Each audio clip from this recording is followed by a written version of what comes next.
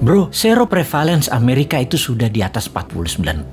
Gila banget nih negara. Informasi ini datang dari seorang sahabat yang 10 tahun terakhir mengajar di sebuah kampus ekonomi di sisi timur Amerika. Dialah yang mengajari Bosman tentang MMT, Modern Monetary Theory. Beliau juga sahabat dari Stephanie Kelton, pejuang konsep ekonomi modern MMT ini, di mana konsep MMT ini dipakai Amerika. Namun yang diajarkan di kampus beda dengan yang Amerika pakai. MMT juga dipakai di Tiongkok, Jepang, Jerman, Inggris, dan saat ini Turki serta Argentina mengadopsinya.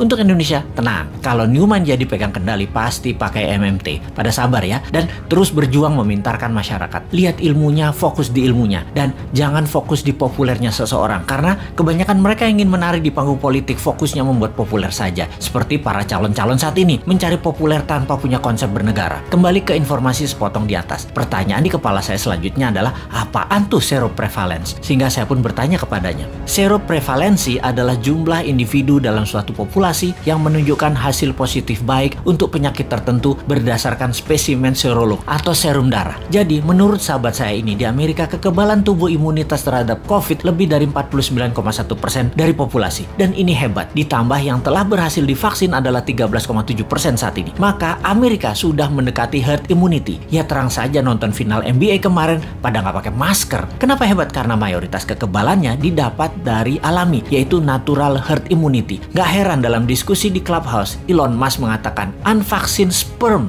50 years from now are more precious than gold. Yang dalam arti sederhananya adalah sperma manusia yang tidak divaksin lebih tinggi nilainya dibanding harga emas 50 tahun lagi. Oke, wis jangan dipercaya omongan Elon Musk. Itu hanya omongan manusia oportunis. Sing bener pejabat saat ini, maha bener. Kita harus dukung terus demi utuhnya NKRI sampai masanya new mind tiba. Sing sabar ya. Kalau pandemi corona adalah bencana alam natural disaster, maka sesungguhnya kesembuhan alami adalah herd immunity natural juga untuk mengalahkannya. Sungguh, strategi yang terbaik adalah dari alam oleh alam. Kalau COVID adalah man-made disaster. Ada dua strateginya. Nego dengan yang mengendalikan dan ikuti maunya mereka. Atau tantang mereka. Tantang perang puputan. Tantang perang sampai mati. Pakai vaksin sendiri. Pakai imunoterapi. Pokoknya jangan pakai vaksin asing aja. Wani ora. Kalau nggak berani ya seperti saat ini. Ikuti aja protokol globalis. Dilanjut oleh teman saya tadi. Jadi kalau Amerika pakai vaksin mengatasi herd imunitas secara mayoritas itu hoax. Itu hoax. Bener. Pakai vaksin. Tapi hanya minor. Hanya palingan 20-30%an saja, yang 30%an nanti yang alami. Amerika pakai natural imunitas terbanyaknya. Lalu saya bertanya, kalau Tiongkok menangani COVID pakai vaksin ya? Dijawab olehnya, belum tentu. Tiongkok itu rezim komunis, gak ada transparansi dan akuntabilitas bagi siapapun dari luar negeri bisa mengakses kebenaran informasi yang Tiongkok berikan. Siapa yang bisa memverifikasi berita kalau society dibungkam di sana? Banyak ahli-ahli luar Tiongkok mau fact finding masuk ke Tiongkok, gak bisa, ditolak Beijing. Sebaiknya kita tidak consider data Tiongkok sebagai data utama. Semua data dari Tiongkok itu dari pusat partai komunis. Semuanya dialterate, diubah sesuai untuk kepentingan propaganda yang menguntungkan Tiongkok. Bisa saja ternyata Tiongkok juga pakai natural herd immunity, namun dipropagandakannya pakai vaksin. Taunya Tiongkok menyehatkan warganya dengan multivitamin dan mineral, sementara vaksin diekspor keluar sebagai dagangan internasional. Jadi Tiongkok kayak Amerika juga. Jangan-jangan 60%-nya pakai natural herd imunitas, sisanya vaksin. Siapa yang tahu? Banyak negara tergocek globalis cabal agar pakai vaksin mayoritasnya, yang natural imunitasnya dibatasi. Memang tidak deadly atau mematikan menggunakan vaksin itu. Vaksin faktanya memang mengurangi fatality kematian, tetapi sisi lain ya kita jadi korban ekonomi, jadi miskin, kita jadi buyer beliin vaksin terus. Ya semoga salah lagi nih data dari Tiongkok dan globalis kali ini, tapi data seroprevalence yang dari Amerika mah bener.